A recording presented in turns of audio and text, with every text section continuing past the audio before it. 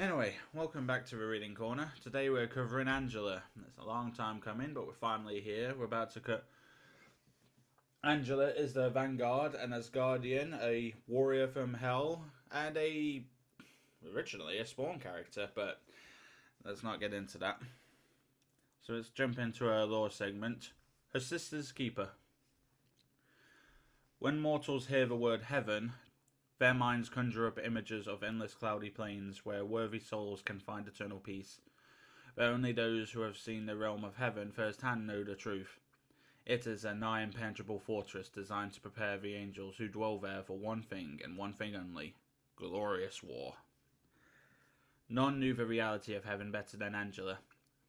Stolen from Asgard as an infant and long thought dead by her royal family, the daughter of Odin was secretly raised as an angel, eventually becoming one of the Queen of Heaven's most trusted and capable soldiers. Like her sisters in heaven, Angela lived by the belief that nothing is given and that everything has a cost. And there were no costs greater than the ones that both Angela and Heaven paid when the time stream entanglement rippled across the fabric of reality. Long ago, Odin had removed the 10th realm from its rightful place in the world tree, Yggdrasil, as retribution for the Queen of Heaven's brazen affronts.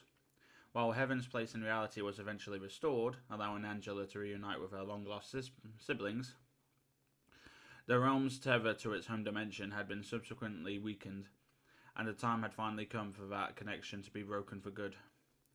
On the eve of the time stream entanglement, Angela had taken her baby sister, Lursa, to visit one of the wonders of heaven, the scintillant Sylvanes.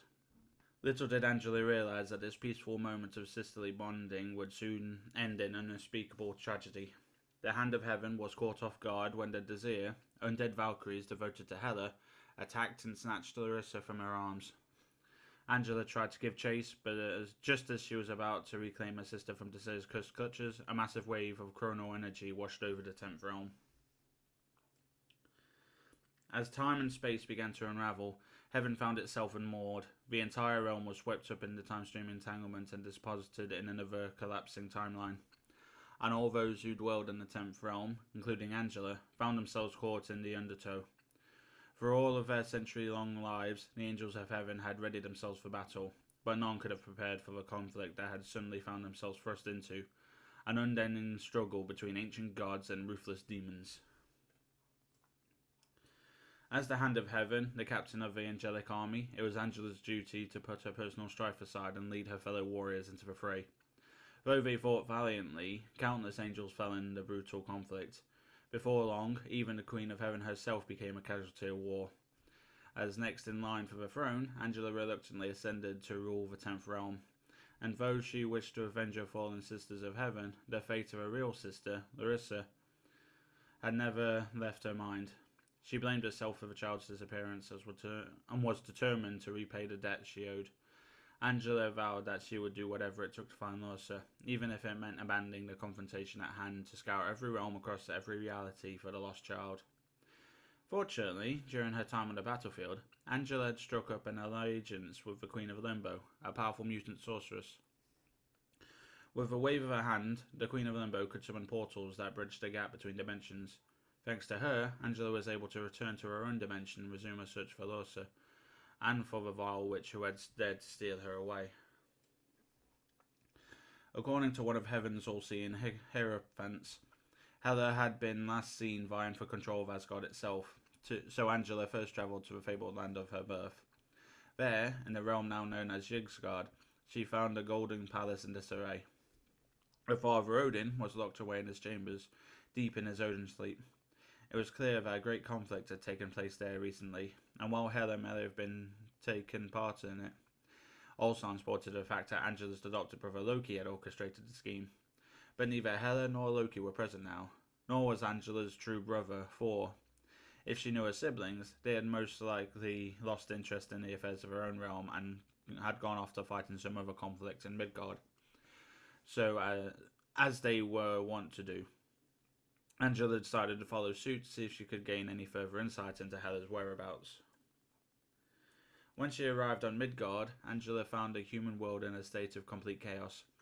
She watched from a distance as the heroes of that realm, including her brothers and her former allies, the Guardians of the Galaxy, battled against sinister forces that had thrust one of Earth's most vibrant cities into unyielding darkness. Angela decided to move on before she found herself swept into yet another war against her will. She next ventured to ancient Vanaheim, hoping that her mother, Queen Frigga, might be able to aid her in her quest, where her father and brothers could not. But this was the first that Frigga had heard of Lorsa's disappearance. Though she was grateful that one daughter had returned to her, the potential loss of another weighed heavy on Frigga's heart. Frigga implored Angela to continue her search for Lorsa, while Frigga herself rushed off to consult the mystical seers known as the Norns about the child's fate. Then, Angela paid a visit to the fiery realm of Muspelheim. It had been said that a piece of Surtur's soul resided within young Lorsa, so perhaps Hela had made a deal with the Queen of Cinders, who sought to bring that infernal power back to her realm. But as Angela held the Queen of Cinders at the point of her spear, the fire demon swore on her father's sacred twilight sword that she had no inkling where Hela or the child could be. Angela could tell from the way Cinder's flames trembled that she was not lying, so she spared the Queen of Muspelheim's life and journeyed on. Angela's voyage across the realms continued, taking her to the icy peaks of Jotunheim. Though King Laufey had no information to share regarding Hela or Lorsa, Angela still enjoyed slashing away through his battalion of frost giants nonetheless. In the mountain tunnels beneath Neverdelia, King Etri gave Angela a warm welcome, offering her dwarven ale and finely crafted weapons truly befitting a queen. But Angela was perfectly content with her Ikers and had no desire to partake in revelry until after her quest was complete. Moving on to Alfheim, she was welcomed by Queen Elsa Fairthewine of the Fae. As was always the case, Elsa insisted that the Dark Elves must be the true villains behind Ella's ploy. Angela considered that, perhaps, just this once, the Light Elf Queen might be onto something. Angela swiftly travelled to Svartalfheim and interrogated a band of Dark Elf mercenaries she encountered in the Bloodmuck Swamp. They claimed that they had not seen the missing child themselves, but that King Malekith had spoken of her after he paid a visit to Hela not long ago. After Angela bested Malekith in combat, he grudgingly admitted that Hela indeed came to him, inquiring about how she could use Lorsa's unique abilities to manipulate the subconscious of Nidhogg, the Black Dragon, to make the beast do her bidding.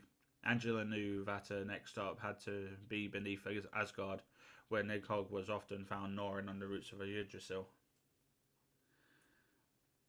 When she reached the base of a wild tree, Nidhogg was nowhere to be seen. However, Angela did find herself in the company of another unexpected guest, Munin, one of her father's beloved ravens. The bird had often served as one of Odin's most trusted messengers, but this time Munin had a message of his own to deliver to Angela. Munin claimed that he had just returned from a distant world called Clintar. While there, he had witnessed Hela fighting in the name of a dark god called Null. Angela instantly decided she would change her course and venture Clintar to confront Hela directly, but Munin advised her against it. He claimed that Hela's time as Null's Queen in Black was short-lived, and that she had fled from Clintar when her scheme failed. Though Munin admitted that he had not seen where Hela had run off after her fall from grace, Angela had fair reason to believe Hela would take solace in her own dark fortress in Niflheim, protected by her army of the dead. And for an angel of heaven, there was no place less welcoming than the realm more commonly known as Hell.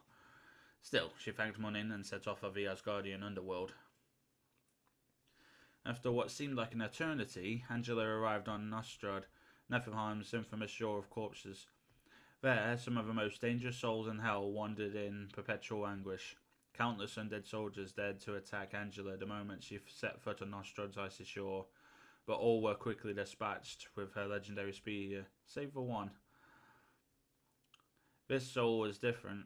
It radiated with an intense energy unlike anything Angela had ever felt before. Even though the warrior it once belonged to was no longer alive, it was clear his spirit had not been snuffed out quite yet.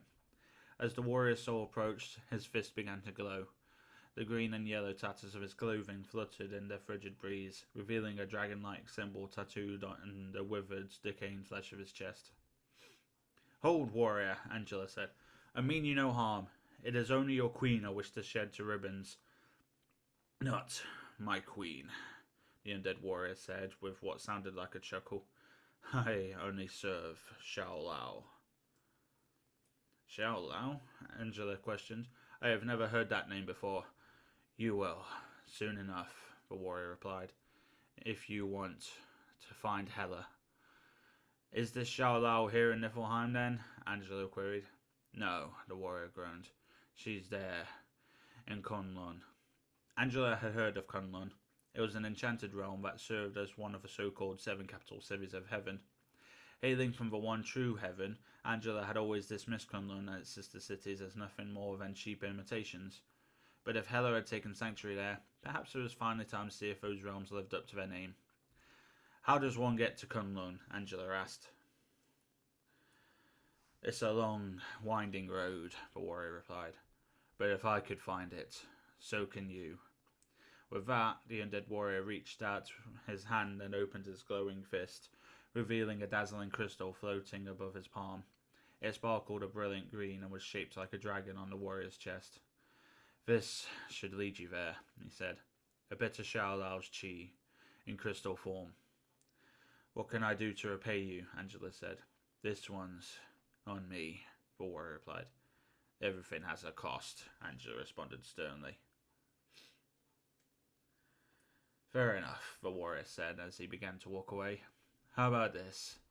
If you happen to meet someone named Luke, tell him I said hi, and bye. Angela watched as the warrior lumbered away, looking to the sky with an air of relief when he reached the shore of corpses. Now, if you'll excuse me, the warrior continued, my ride is finally here. Within moments, an armoured woman descended from the skies on a winged horse.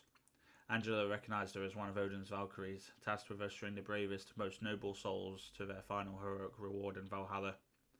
The warrior climbed aboard the steed, which soon vanished into the thick clouds hanging over Niflheim. Seriously, do we think that's Danny Rand? It's definitely an Iron Fist, but which one?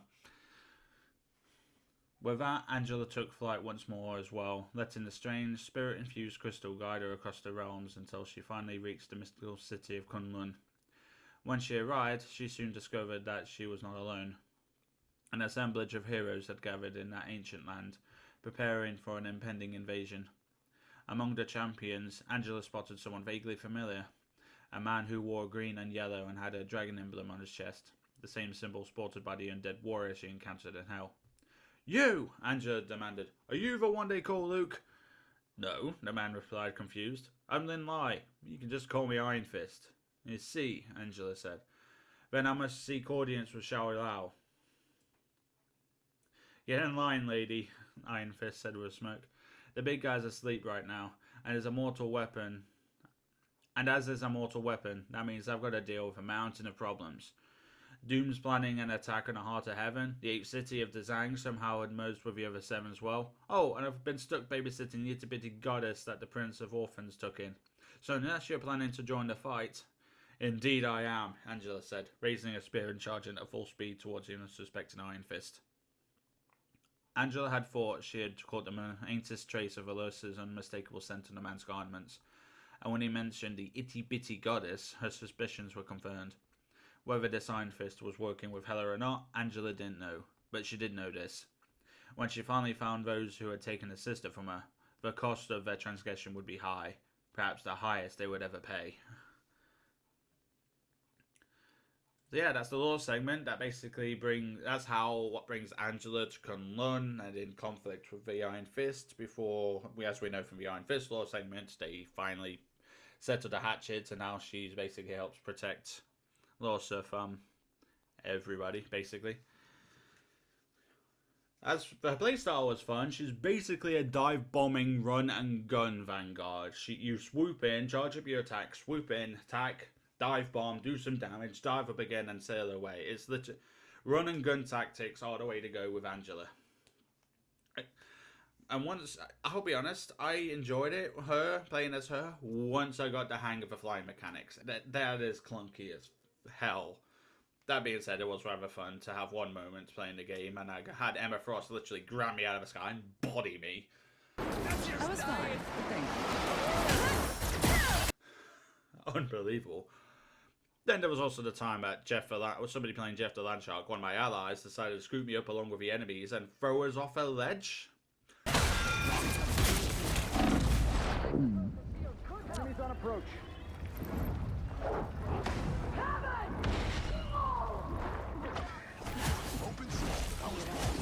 I'm assuming he knew I could fly. At least I'm hoping he knew I could fly. There's the hoping. Anyway, thanks for listening. Be sure to like and subscribe, and I'll see you in the next video.